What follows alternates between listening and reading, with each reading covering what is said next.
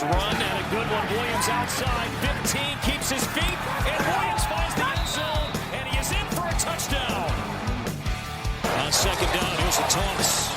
Here is Lucas. Jalen Lucas, that great speed. Keeps his feet. Inside the 30. Lucas, 10, 5. Touchdown, Indiana.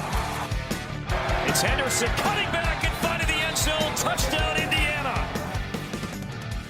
Welcome to episode 180 of the OEO podcast, or soon to be known as whatever different name podcast. I'm your host, Michael Bragg. You can find me on Twitter. It's at Bragley, Braggley. Still riding off the high of the basketball win against Louisville. My co-host Brandon is not available tonight. Therefore, you get a guy who's riding off the high of beating a mid-major team from Washington. Producer Seth is here with me this time. You can block him on Twitter. It's at Setah5, Setah5. What's up, Seth? One of my super fan characters is Captain Superfan, and I'm going to be the captain on the pleasure cruise tonight. We're going to take this. We're going to have a long view. We're going to take a nice peaceful cruise. We're going to talk about things. We're going to go on a sightseeing tour. I'm going to be the director. This is going to be fun. All right. Well, we're going to try to stick to a little bit of the format, and we'll see where it takes us. Maybe we'll go down what's known as like a lazy river, and just let it see where we go. We're here to talk about game number 11. And really, we're not going to talk a whole lot about the game. The game took place Saturday. Michigan State walked away with the victory 24-21. The difference is, Seth, they could kick and make a field goal. So, 24-21, IU falls to 3-8 on the season, and loses the brass spittoon. Literally had it ripped out of their hands 2 times probably during this game. Do you want to talk about it, or do you just want to continue moving? Let's talk about 2 things here. Well, hold on. We can give our headlines. You want to give our headlines? Yeah. What's your headline? Who the hell was Montori Foster? We talked about him for just a second. God. I think he was their leading receiver coming into the game. Let me look. That play though was like, so many people were mad, like around me screaming. Yeah, I think he was the leading receiver coming into the game. Yeah. Well, I think what your question should have been was, why didn't we talk about Malik Carr at all, as if he didn't exist? Yeah. So it's Montori Foster made a hell of a play. If you haven't seen it, don't watch it. He made a sick one-handed grab, and then we decided that he was like covered in slime or something, and we couldn't tackle him. And then when we did try to tackle him, we tried to tackle the football, and that doesn't usually work. There's this weird thing that happens sometimes when you're a defensive player, when a spectacular play happens to you and you just freak out. You're like, you just glitch. It's the human glitch factor. It's like you just forget that you have to tackle after that. You're just like, holy sh. And then he just kind of scampers to the, you just break down for a second because you just can't believe it. It should have been, where's his name? Caton Hauser's 3rd interception of the game, or one of his 3 interceptions of the game. And instead, because he literally was trying to throw it to 2 IU players. There were 2 IU players, and there were 3 players around the ball, and 2 IU players had a higher than 75% chance of catching the football. And then meanwhile, this Montori Foster, who, based on where I sit, which is very close to the field, looks about 5'4". Mm-hmm. Like he's tiny, and makes this amazing one-handed catch. It makes a couple moves and gets into the end zone while carrying the football and Philip Dunham. I think it was Dunham or Minor. I don't want to hate on Dunham too much if it wasn't him, but carrying one of the 2 into the end zone with him. That was a heck of a play. So yeah, that's a good headline. And then my other headline. Oh, yeah, my other headline was, so that's game management question mark. Okay, we're gonna talk about that because at the game, Yeah, what was the feeling in the stadium? Because watching it on the TV, it made no sense. You're talking it about was, the very last yeah. end of the The game. last Okay. the end of game scenario. There's plenty of other situations. There's the defensive timeouts that just continuously pop up and shoot them in the foot. But whatever. I didn't have talk any end problem. of game. I didn't have any problem. Now, granted, I have to go back and recollect it because I didn't watch it again. Let me go down here to the bottom. So the missed field goal, it ended. Does it show the timeouts? It does. Okay. So we've got the ball, timeout, 40 seconds left. We're on the 46-yard line of Michigan State. We're moving it. And we get down. Oh, okay. Okay. So here's what happened. So the NCAA pseudo. Oh, no. This is before that. Okay. So incomplete pass to EJ Williams on 3rd and 1. I believe it was like kind of like a hitch or a slant play. Then we call a timeout, or we set up to kick the field goal, right? I was okay with setting up to kick the field goal there, but I thought maybe there was too much time left with 2 timeouts remaining. I think we should try to.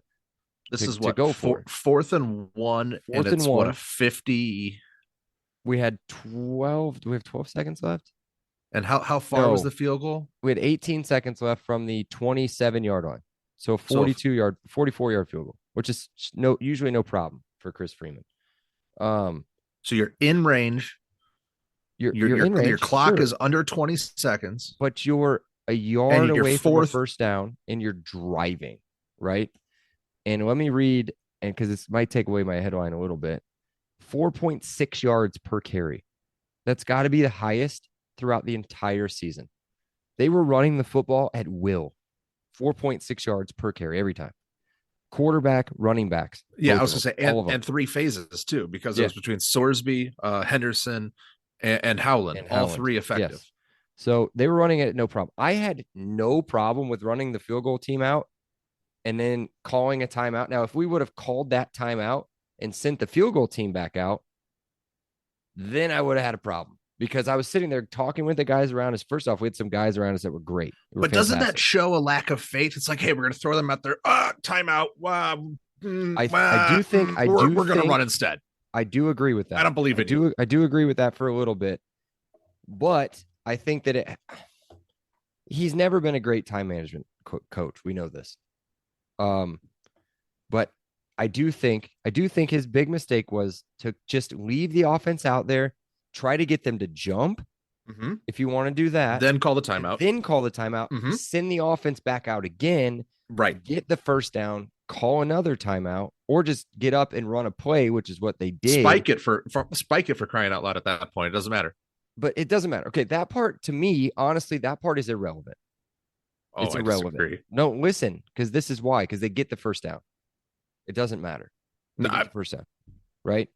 Kicker. 50% leg, 50% brain. I don't think that messes. He's already missed one earlier in the game from close. What exactly? You don't believe in him. Exactly. Don't believe in him. So you go for it, right? You're like, okay, let's just go to the end zone. We're supposed to run off the field in front of 60,000 people. No, we don't believe in you. 40,000 people. My bad. Okay. It doesn't matter. Irrelevant. Let's take the mind games out of it. Just playing football. Okay, you get the first down. That's a smart play call. You got the first down. Yep. No, the play call's great. Yep. Mm-hmm. You got one or two shots at the end zone, and then you're well within field goal range. Yep. Just kick the field goal, right? I'm sure when he came off, you're telling him, Chris, look, we're going to get you a little bit closer. Make it easy. Chip shot field goal. Let's go to overtime. We'll win the game. Right? No, at that point, you're saying, Chris, we're going for the end zone. You're out of this game. No, you're irrelevant. That's not what you're telling him. That's not what you're telling him. Either way, that's what your actions have told him. This is where the game ended, because the NCAA has basically come out and given an apology saying, in review, there isn't really a rule in college football for intentional grounding a couple things. One, the quarterback was terrible call. Zero pressure. He did not have to throw that ball away. Nope. He was literally you could see the play I was watching because I was watching. If he drops the ball by his foot incomplete pass. Nope. They just say, oh, the sack, caused the trajectory of that ball to go away. But he wasn't under pressure. EJ Williams ran a hitch when he was supposed to run a fade. Mm-hmm. That's all it was. There wasn't any hurry up and get rid of the ball. It was a step throw. And it didn't work. They literally were screaming at each other from the quarterback position, from where he was at, going like, what are you doing? This is the wrong play. What are you doing? What are you doing? And then it took them forever. We were walking off the field. Everybody's like, okay, let's get ready for this kick. And then boom, grounding. Yep. Okay. Terrible call. That pushes them back. Call. That pushes them back 6 yards. I don't know how much he missed a field goal by. Was it wide? I didn't see it. Mm-hmm. It was just wide by like a little bit or a lot of it. I'd say a couple yards. Jesus Christ. He was bad. Okay. Well, how do you send him back out there? I don't know. It doesn't matter. Him. He's bad. How did he screw up? Did he screw up the first field goal? And that play was supposed to be a play to the end zone. So they're even saying with their play call, we're taking you out of the equation. We are throwing it. We are throwing this ball 24 yards to the end zone, 27 yards to the end zone. That's not what they're doing. What they're saying is we're going for the win. We're going to go win the game. No, not in the head. Then that's soft. That's a soft mentality, and put the freshman in. Put Rakitic in, or whatever his name is. Put him in. Get Freeman out of the game. If that really ruined his head because they went for the win. No, I'm telling you that it's the inconsistency of thought. It's a coach who doesn't know what he's doing. He is not thinking ahead of time. He is literally pulling decisions at the last second because he doesn't have a plan. He is in scramble mode. And then as a result, the players are in scramble mode. They are reacting to a coach who's in reaction mode. Okay. How are you ever going to succeed in that? So that's how I see it. I'm not putting any fault on the kicker. This is squarely a mungling of a head coach who doesn't have a plan. Okay. I don't disagree with that. What I was saying was I don't have a huge problem with trying to go to the end zone. I don't have a problem with that. And do I think that the intentional grounding kept him from making the field goal? No, it was a terrible call. And if you want to talk about a head game and something that I do believe in is momentum, because you had a ton of momentum at that point. You convert that first down for fourth down. You go to the end zone and you just missed it. It doesn't matter. Everybody knows at that point, boom, we're going to go kick a field goal. We're going to overtime. No problem. Everybody in the stadium was hyped. We were ready for that field goal. Everybody's standing up, ready to go. And as soon as he kicked it, about everybody around me just goes, he missed it. And picked up my kid and we got out of town. So I agree with most of it.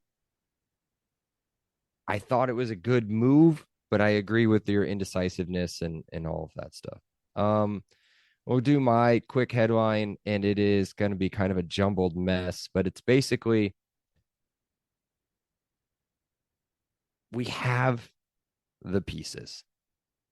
We don't have the person to put the puzzle together. It's just not going to happen. Not with the puzzle maker. Does that make sense? Brendan Sorsby's really good. I think he's got a chance to be really good.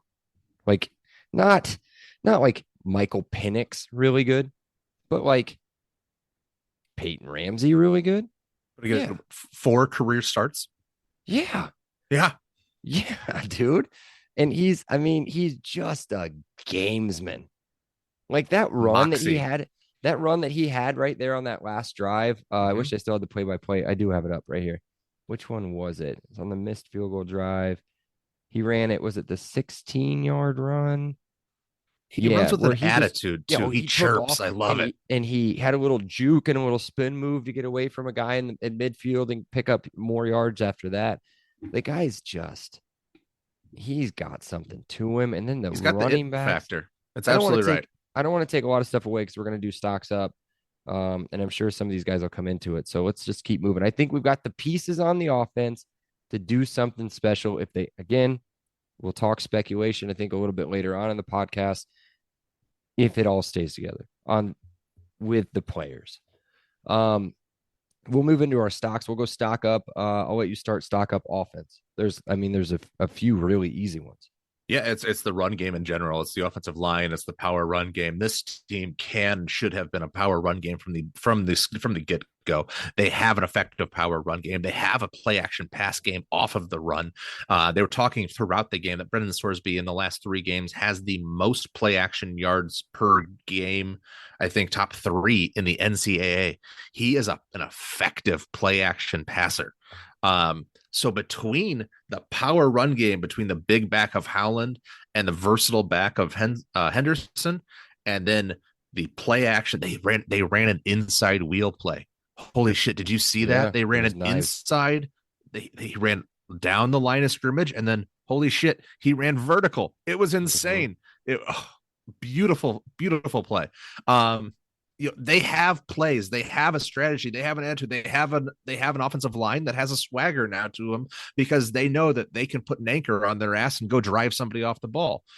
They have an identity, the thing that we've been asking for 10 weeks.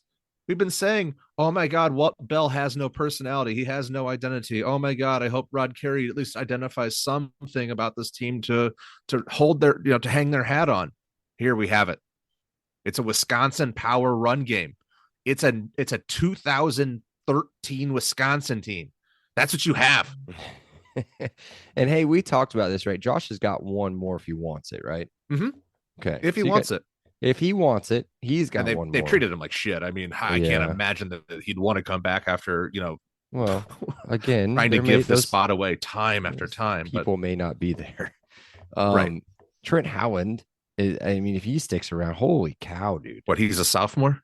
He's a true sophomore. No, redshirt sophomore, I think. Mm-hmm.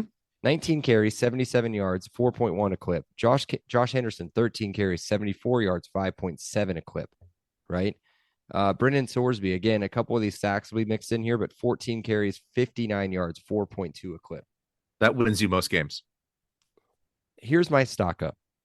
I'm not going to go Donovan McCulley. I thought Michigan State did a pretty good job until late of scheming him until when it really mattered, and he showed up and ended up being our leading receiver yardage wise. I thought DQ Carter had a really good game. EJ Williams, we talked about him the last couple of weeks. He's had a really good game. I'm going to talk about a good game from Jalen Lucas. Jalen Lucas had 0 attempts rushing the ball. He had 0 catches. He was a shoestring away from busting a kickoff return. Mm-hmm. They used Jalen Lucas in the most perfect way in this game as a pure decoy the entire time. Michigan State was all over him every time he was on the field, and it made it so easy to run the football, so easy to make plays with DQ Carter, EJ Williams, everybody else I've named before. It's a sneaky stock up. Nope, it was by far his best game of the season. By far using him in the right way. Now, granted, I'd like to see him in space. If they can get him in space in the offense, just a swing pass outside. If you can get him in space, get him a swing pass outside where he's one-on-one with a defender, but not the triple option when you got the whole defense moving with the ball, or you're setting him up on an inside screen. You know what? That's not a bad idea. A little inside slot screen with him wouldn't be terrible. Now that I think about it. Rod Carey, if you're listening, we got 1 game left. Why not? Right? And I wasn't go ahead. What's that? Go ahead. No, I wasn't meaning his best game. I meant his most impactful game. Game. Yeah. He was there. He was on the field a lot. He was on the field a lot. He was attracting 22 eyes on him every single play that he was on the game. And they wouldn't kick to him. They kicked to him one time and he almost killed him. Yep. And it was the smallest of tackles I've ever seen on him. It was like the sprung cobra. He's ready there. He's pouncing. And then he had his one chance to make a strike and he went for it. And like you said, shoestring away from. Just it would have been pure too. And he was gone. So yeah, that was my stock up. Let's do stock up on defense. Nobody really jumps out to me big time, but go ahead. Bleedy got his name mentioned quite a few times. He was pretty good in the interior game. So I thought he was probably the one that I would have circled. But there really wasn't, Aaron Casey, do not run on 3rd and short or 4th and short. No. These Big Ten offensive coordinators are just don't learn lessons. But yeah, I'll go with Bleedy because he he definitely had a big game. He showed up a couple times in the interior run game, and then it felt like there was one or two times where he was chasing the quarterback around, and really got Hauser, kind of happy feet. Yeah. We give our obligatory Aaron Casey stat line: 11 tackles, no sacks, 1.5 tackles for loss. Whew. And then Boidi, he had 3 tackles, just 1 solo, but a half tackle for loss. He was, again, he's not a stat stuffer. He's a line stuffer. He's going to eat up these offensive line so that Aaron Casey can make those plays. I thought Andre Carter had a pretty good game. A few tackles for loss where he was getting a lot of penetration in the backfield. We had 0 sacks, which was weird, but whenever that dude was under any sort of pressure, he was complete garbage. I mean, he was a lot of garbage. But the Sanguinetti interception was just one of the worst throws I have ever seen in a collegiate football game. Yeah, he got this faint pressure up the middle. It wasn't real, but he believed it. He did this step back fade away. Oh yeah, and he had an open guy. If he puts that right at the pylon, that's one of those embarrassing wide open 15-yard nobody's within him touchdowns, and you're sending me a text message like, oh my god, how did that look as bad as it did on TV?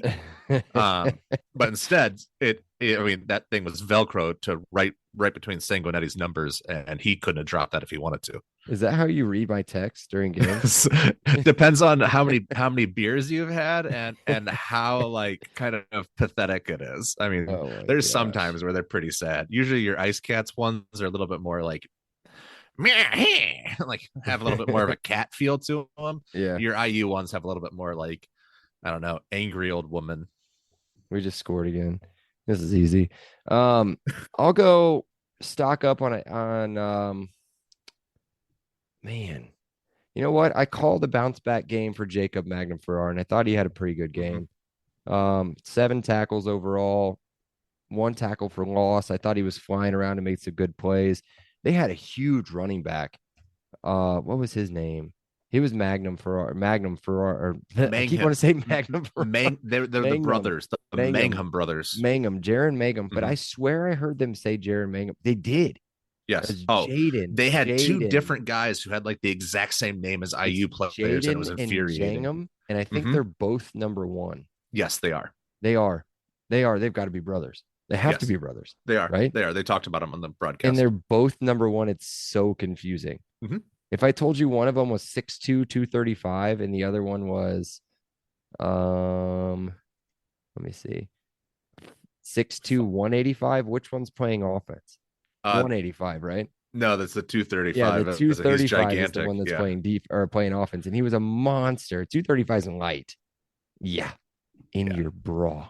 But he only averaged 1.8 yards per carry. I thought the defense did a really good job against the run, against what is a subpar running team as it is. But man, just we'll talk about it. I'm sure whoever was guarding Malik Carr, but my goodness, he tore us up.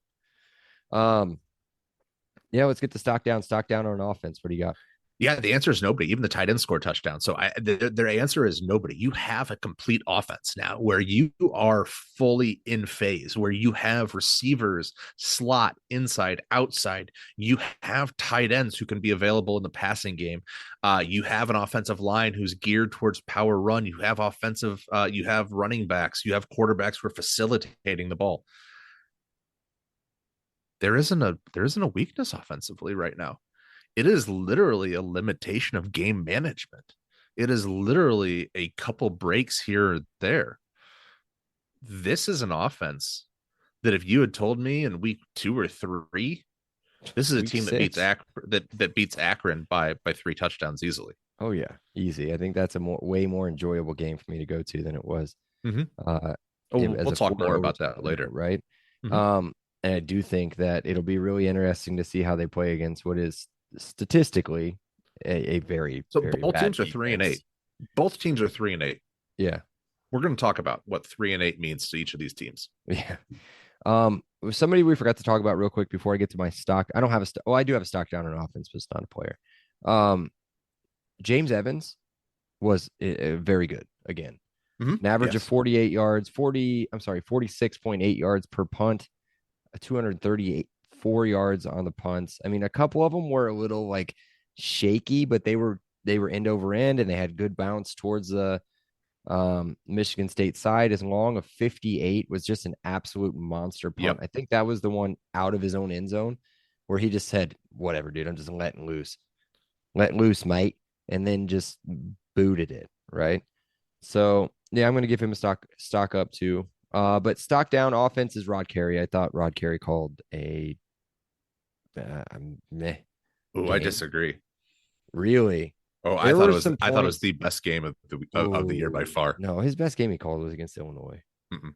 Really? This was You, great. you didn't watch that game. You didn't watch the Illinois Oh, game. yeah, fair. Sorry. Here's how we started, Seth. Punt, punt, punt. Mhm. Punt, punt, punt. If it wasn't for the interception, there's a good chance you're down 2 scores before we even get started. Right. Sorsby was high early. That's what he got excited. That's the same thing that Jackson used to do. He'd get excited. He'd throw high early. But once he calmed down, Yeah. the play calling was right where it needed to be. Hey, you want to know something real quick? We didn't talk about this because I was going to talk about this drive on the 4th and 6 in the beginning of the fourth quarter. 4th and 6 on the 33. What are you doing there? You kicking a field goal? Scores 14-14. We went for it on 4th and 6. You don't think that messed with his head a little bit too? You bet. Yeah. You don't give me a chance to kick a 50-yarder? Yeah. You don't believe in me? Okay. I mean, I don't think I'm just saying this based off the fact that I didn't think that we struggled with their defense at all. Nope. And I don't think we made the proper amount of calls when they needed to be made. So But here's if the I have thing. to pick one, I'm going to take it. I'm going to take 14-14. The game pressure of having the lead, or sorry, of Michigan State being in the trail mode, game pressure is real. That puckers that butt just a little bit more. It makes every first down matter that much more. I mean, it's the real pressure you want to put on them. So but they were in trail mode and they marched down the field in later 2 minutes they were, and 47 Mhm. seconds. Yeah. Right. So yeah, I don't think that he wasn't nearly as consistent or as aggressive as he was against Illinois. And I think that ended up costing us the game. So I will say that it was less aggressive. That is for sure. Okay, let's go stock down on defense. This one shouldn't be so hard, I don't think. I don't think it could get any worse. I think the secondary was absolutely decimated last week. I think 500 plus yards to a MAC quarterback is embarrassing. And this week wasn't any better.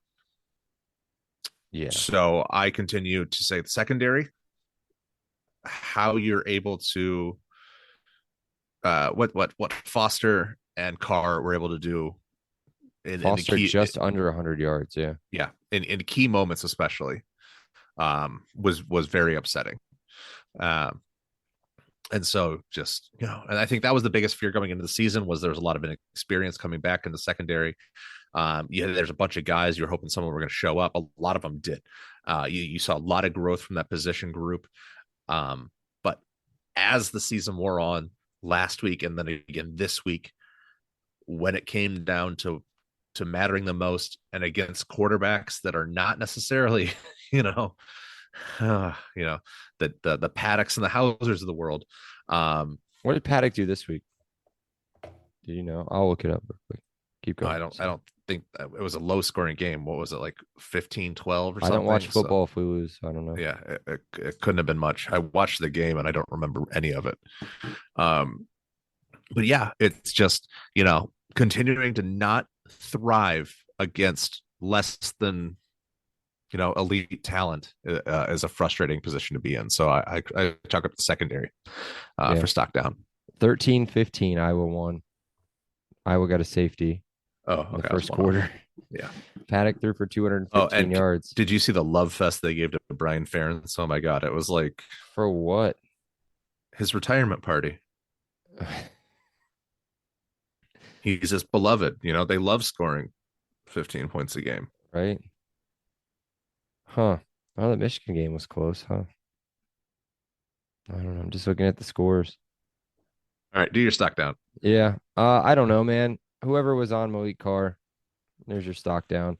Whoever Okay. was in charge of guarding the running back out of the backfield, I swear to God, if I saw another swing pass, Uh, I was gonna tear my freaking hair out. the one that was the worst really late was Josh Rudolph. There was that swing pass that he took into the left flat. He 100%. broke that tackle and Yep. went for about 15 yards after that. That was on that And drive, I think, on the yeah, yeah. And I can't remember who the commentator was, but he was like, he's getting a lot more playing time lately. And ooh, that didn't put him in a good spot there. You know what play we didn't talk about? Jamari Sharp's interception and fumble. Oh, That was huge. That was big. I don't know if they definitely ended up scoring points off of that, right? uh-huh. They I mean, had, I can't remember, but they that's had to massive, have. but that's just the worst. I mean, that is just let me see where it's at. The deflation. I also remember, I think it was on a third down too, because not only that you give them a brand new set of downs too. So even if you just drop the interception, hey, it's fourth down, they punt. But No, so no, they didn't score off of it. They ended up punting. They got oh, 1 yard but and it's ended up just punting. But IU would have had the it's so ball. deflating. Yeah, they would have had the ball at midfield. Malik Carr forced the fumble. Bro, I was telling people around us 3 or 4 times. I was like, this guy was a quarterback at Purdue and he transferred. They were like, no, he wasn't. I was like, look it up. Cool story. All right, let's keep going. Yep. Let's get right into our promo, and then we're gonna do some revisit of predictions, and then I don't know. We'll do some other stuff because we don't have Brandos Randos. So we'll revisit predictions that I don't have in front of me. So bear with me as my internets. We'll go here and then we'll go to this and we'll talk about the predictions that we made that were all very wrong, I'm sure. Mm-hmm. Seth had IU winning 34-17. Brandon, it wasn't that far off. You might win. Brandon had IU winning 31-21, and I had IU winning 38-17. That is why I was disappointed in Rod Carey because I thought we would bring back the offense from Illinois. Brandon wins that one. Congratulations, Brandon. I know he's doing one of what do you do this? What is this called? I always think of heavyweights. Yeah. You know what I'm talking about? Looks like you're doing an invisible shake weight, Yeah, shake weight shake weight. exercise. Yes, something like that. So yeah, there you go. Congratulations, Brandon. No Randos this week, just Seth Sack. I feel like it's gonna be a deep one based on what you were talking about pregame. So Okay. let loose. All right. So IU and Purdue are both 3-8 going into the Oaken bucket. I'm not going to be here in the next couple days to talk about this, and I'm not going to talk about the recap because it'll suck no matter what. But here's the difference. I'm 3-8 and I feel great. Ryan Walters, first year. We got a quarterback. We need a bunch of offensive linemen. We need some defensive help. But we got some freshmen. We got a quarterback. I got a guy I believe in. And I can be sold on next year that we just had a ton of injuries and we had a guy who's first year being a head coach. I can sell myself on optimism. What are you selling yourself on next year, 3-8? We don't know. Yeah. I'd like to sell myself on having a quarterback, a very young quarterback, having really good running backs, a really good wide receiver core. I mean, what seems to be a fairly young and up and coming. I know that some of these guys are seniors, but offensive line that seemed to starting to gel, and it looks really good, and a good offensive line coach. But again, I don't know what's going to happen. I think the writing is on the wall, win or lose. So I think it would be and I think that he's gonna use that motivation for this to just go out on a what would be known as I guess a high technically, by walking away with the bucket to end his career. But yeah, man, I don't know. I know the pieces are there. I just don't know if they'll be there post what I'm assuming is a coach change. So I don't know. I do think that we are walking in with a what is an offense that should be clicking. on almost all cylinders against, as I've said before multiple times, and I don't mean to continue to hate on Purdue, but every time I go do, previews for rankings and everything else, they're on page 3 on a lot of these defensive rankings on total defense and points per game and passing yards given up and rushing yards given up. And so this could be and by an the way, our game. Quarterback missed last game, and our absolute stud defensive end has been out. So, our 2 stud Texas guys. So, yeah, you guys have a great chance to win again next week.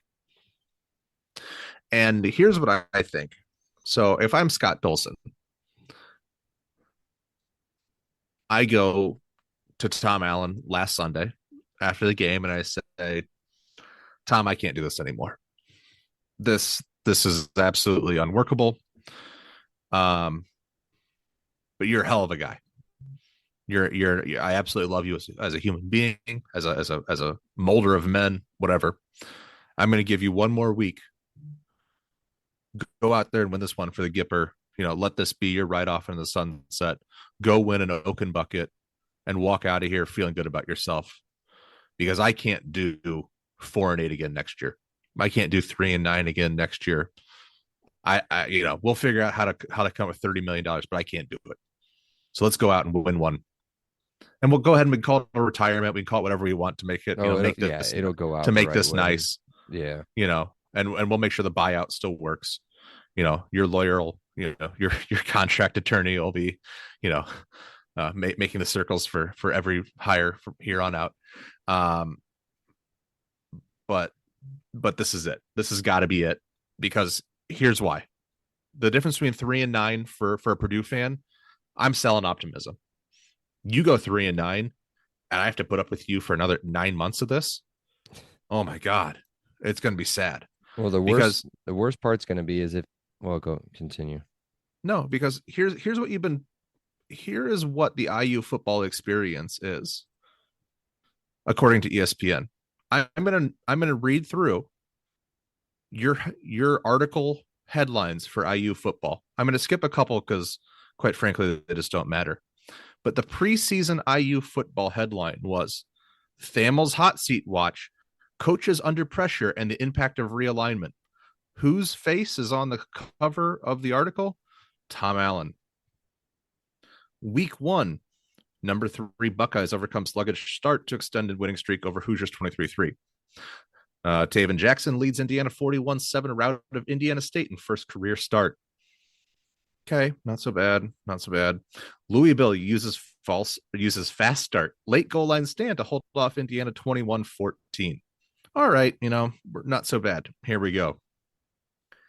Indiana outlasts Akron 29-27 in 4 overtimes. See, I can see your face. You want to do this again? Tagovailoa's big game helps Maryland improve to 5-0 with 44-17 rout of Indiana. Yep. What are you doing here? Hold on. Coaching I want buzz. him fired. I don't understand. Latest on open jobs, hot seats, cooling seats, and bargain candidates. Pat Fitzgerald is the picture, but featured heavily Tom Allen as a looming potential job opening. Why haven't we talked about Pat Fitzgerald coming? He was probably not allowed in the Big Ten anymore. Yeah, and David Braun is fantastic at Northwestern. Oh my God, that guy should probably win Big Ten Coach of the Year. Michigan, number 2 Michigan starts slow, finishes strong, and 52-7 win over Indiana to stay unbeaten. Wimsat runs for 3 TDs. Rutgers Bowl eligible. 31-14 win over Indiana. Number 10 Penn State gets long TD pass late from Aller to Lambert Smith and escapes 33-24 versus Indiana. Hoosiers snap 6-game conference losing streak by beating Badgers 2014. So even your win, they just have to mention the 6-game losing streak. Paddock, second on the depth chart, 24 years old, throws for 507 yards, and his 4th TD pass gives Illinois a 48-45 overtime win over Indiana. Caton Hauser, Malik Carr, hook up late to rally Spartans past Hoosiers 24-21. This is Indiana football. It is Caton Hauser and Malik Carr whooping your ass. It's John Paddock throwing for 507 yards. It's 6 game conference losing streaks in season. It's Wimsat, 3 running touchdowns. You want another year of this? No, nobody wanted another year. I'm not defending Tom Allen. No, so Scott Dolson, you have to do it. It's a tough conversation, but this is serious time for serious conversations among serious people. $30 million is a serious number, but for the love of God, if you have an ounce of compassion, restraint, give a shit, whatever it is, you got to make the move. Make this be, send him out on a wonderful cruise, the pleasure cruise, the Oaken Bucket game winner. Give him a Freeman walk-off where he'll call all 3 timeouts. He'll ice him 3 different times right before he kicks a 45-yarder. And he'll even tell Chris right before he goes out there, Chris, you can't make this kick. And then Chris will be like, oh, here we go. And he'll kick and I'll make it. And then CTA will cry and have no voice in the post game. Like, hi, these men are incredible and I love every single one of them. And oh my God, everything's great. And then Sunday we hear that he's retiring, and we're just so proud of the legacy that he's come from and what he's created here. And he's really created a foundation for Kane Womack or whoever else to come in here and, lead the Hoosiers in 2024. Anything short of that is a disservice to the university, to the football team, and the football fans. And shame on him if it doesn't happen. And it has to happen, right? Like, it has to happen. And this isn't like a CTA is a bad guy. He's a wonderful guy. Great guy. This is what, year 7? Done. Yeah. I believe so. In 2016 is when he took over. So, I mean, what optimism do you have for year 8? Full year, I guess, is like year 6, but it's not a lot. There's no optimism. I mean, there's nothing. I mean, especially when you sit here and you look at former players, you look at Michael Penix and what he's doing with a former offensive coordinator as a head coach and a current offensive. I mean, they're just incredible. I was just, while you were reading headlines and stuff, I was trying to do a little searching and trying to see if there's anybody talking about potential candidates. And I thought it was pretty funny that somebody made a list that literally must listen to the podcast, because it's number 1, Antoine Randall, number 2, Justin Fry, number 3 and 4, I'll tell you in a second, number 5, Kane Womack, right? Number 3, Ed Orgeron. Ugh. And number 4, Glenn Schumann, defensive coordinator, Georgia Bulldogs. Okay. So I don't hate the 2 in the middle, but I felt like we were pretty off the wall with the 3, Randall, Fry, and Womack, not so much maybe, but. Well, I think we've been clear that the answer has to come from an offensive-minded coach. I don't think there's any other. You have to bring excitement. I think Justin Fry makes the most sense. I really do. I know that doesn't bring a ton of excitement, but he's a successful offensive coordinator. Yep. Antoine Randall would bring a ton of excitement. Granted, a ton of question marks, right? Why are you bringing him in? He can't run an offense. He's never run an offense before. You'd have to pair him with an established OC and an established DC. And what about both of them? You could probably pay him both enough to do it. And if Randall's incredible and wants to continue in college and move up, and he moves up and Fry moves in, or Fry moves out, Randall stays and gets somebody else. Well, then it's like it comes to budget. Is Dolson going to budget for 2 coordinators? I don't know. Well, I don't know. I liked it when we basically didn't have a defense and had right. I mean, that's offense, right? That's the easy way to sell tickets in the Big Ten, is at least be interesting. And how do you be interesting? Score points. In a league where where nobody scores, how do you be interesting? Score. Mm-hmm. Yep. All right. Well, that's enough for today, I think. Mhm. Yeah, let's wrap up. You can find us on Twitter and Instagram. It's at Podcast LEO. Make sure you follow our partner, Big Banter Sports, for all the latest updates involving our podcast, as well as the other 13 teams in the conference. They put out a lot of other stuff too, like some like really big game boomery power rankings and stuff like that. So check that out. Be sure to follow, download, rate, review on all of our platforms, and we will talk to you guys in just a few days when we preview the bucket game. Till then, I don't know anyway. Can we say Mif? I guess Mifa. Yeah, I'm not going to say anything because it's the week I refuse to say anything. So